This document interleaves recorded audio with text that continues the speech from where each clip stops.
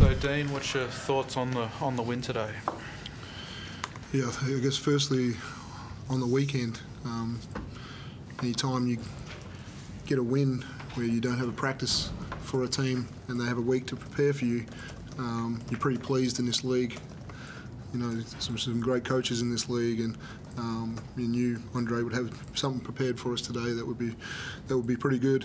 I thought we didn't play with probably the same energy level for the whole game that we did in New Zealand the other night, but it always felt like it was still there, and I thought we saw it in patches in the second half, and those good patches were enough to get us across the line, and you know, defensively to hold them to 19 points in that fourth, you know, where the firepower that they had and the way that they were shooting the basketball, you know, could have easily been a 30-point quarter, but I thought we were pretty locked in, and especially in some transition moments where they had fast break opportunities, I thought we scrambled well, took a charge, made some big plays, and then I thought we had good contributors tonight. All those little contributions are going to be important.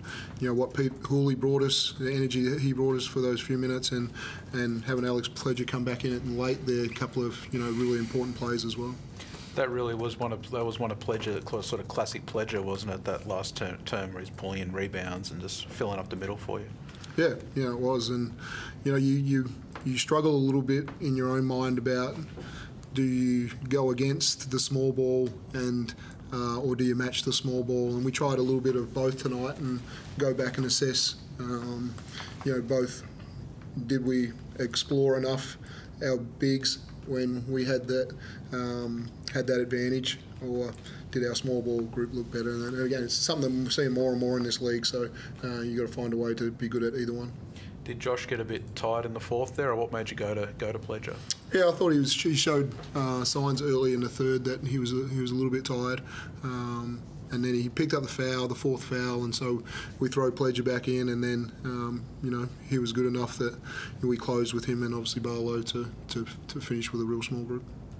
The way the offense sort of got you some good baskets too in that last term. I think there's 3 guys that had 6 points. That seems like a big bonus going ahead. Yeah, we didn't run too much. You know, their disruption and their double teaming, you know, forces you into just really good spacing and having people just make good basketball decisions. You know, again, Casper was, you know, the shot clock 3 that he hits at a crucial time, and the ability to continue to attack the paint. But as a group, you know, when we shoot 27 free throws, you know, we're playing the right way for us, and we're shooting more and more free throws as the season goes along. Probably because we don't throw it to the post as much, we're more, you know, more in a driving mentality this season. I think that's rewarded us with getting to the line. Chris, are you warming to, I guess, playing fewer minutes and impacting on those few minutes off the bench there?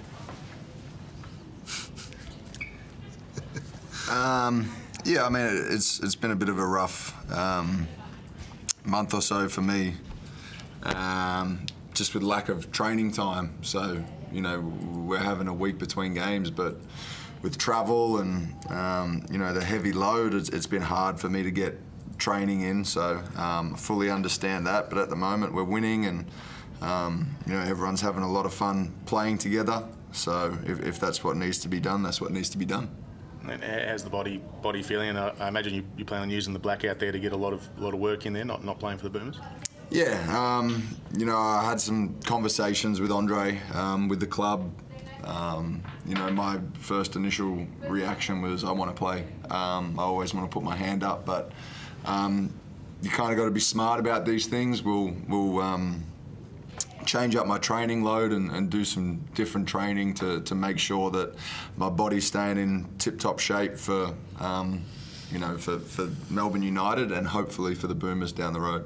And Dean, I guess you're bringing him on in crunch moments tonight. It's felt like every time the Bullets were levelling up or it was close, you'd bring him on. Is that something that you'd maybe tempted to doing more yourself, to use him in that role? Oh, you know, it's a great luxury to have right now.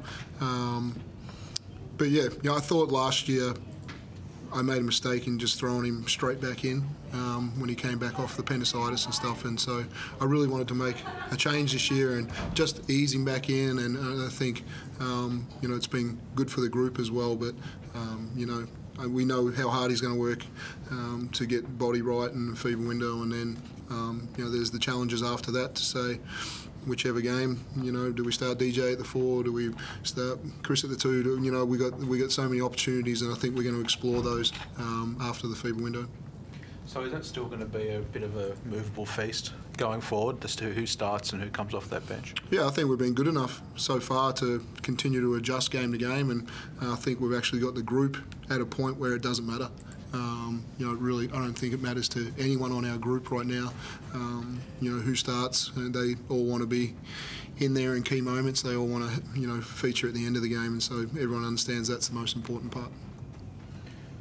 Chris, with the sort of this weekend in particular, what's the sort of satisfaction of getting the win today, considering all the travel, particularly from Invercargill in the south, right back here? Yeah, I mean, we're really happy. That was a really good weekend for us. Our first half, the start of the game was great. We dropped a little bit in the second quarter, but we spoke at half time as a group before the coaches come in that we're 20 minutes away from a really, really good weekend.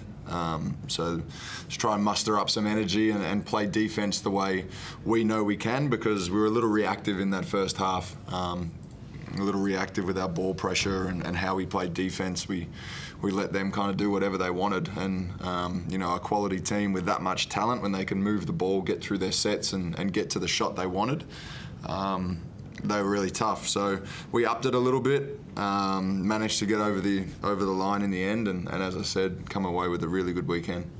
I think the guys have enough petrol in the tank to go against Sydney next weekend and have another good win? That's in a week. Yeah. That's good. We'd be ready to go on Tuesday.